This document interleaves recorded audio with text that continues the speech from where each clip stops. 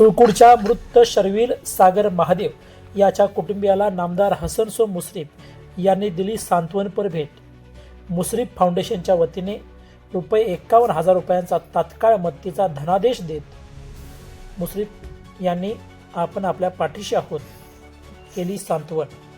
आपण पाहत आहात न्यूज ग्रेट महाराष्ट्र आणि या जर चॅनलवर आपण नवीन असाल तर हे चॅनल लाईक, शेअर, सबस्क्राईब करा.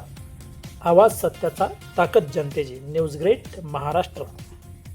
सुळकूडमध्ये विजेची तार चिकटल्याने ठार झालेल्या कुमार शर्विल महादेव यांच्या घरी आज नामदार हसन मुश्रीफ यांनी सांत्वनपर भेट दिली.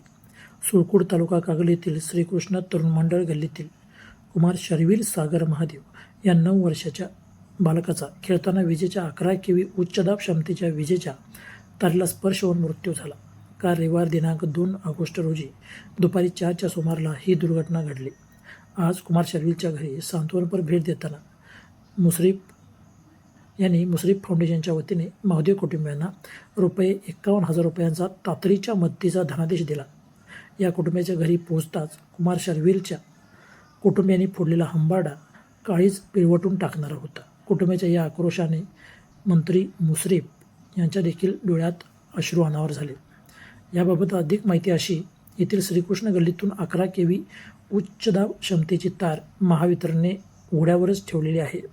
कुमार जीवन शिक्षण विद्यामंदिरात इयत्ता 4थीत शिकत असलेला 9 वर्षाचा कुमार शर्विल आणि त्याचे सवंगडे एका इमारतीवर लपंडाव खेळत होते. खेळतानाच कुमार शर्विलचा या उच्चदाब क्षमतेच्या तारेला स्पर्श झाला आणि त्याचा जागीच मृत्यू झाला. त्यामागचे आई वडील, बहीण व आजोबा असा परिवार आहे. यावेळी महादेव कुटुंबीय व ग्रामस्थांशी बोलताना सांगितले की या प्रकरणी निष्काळजीपणा व गलथानमध्ये दोषी असणाऱ्या अधिकाऱ्यावर कठोरात कठोर कारवाई पाठपुरावा करू आणि महादेव कुटुंबाला जास्तीत जास्त मदत मिळवून देण्यासाठी प्रयत्न करू असे नामदार मंत्री हसन मुश्रीफ यांनी सांगितले.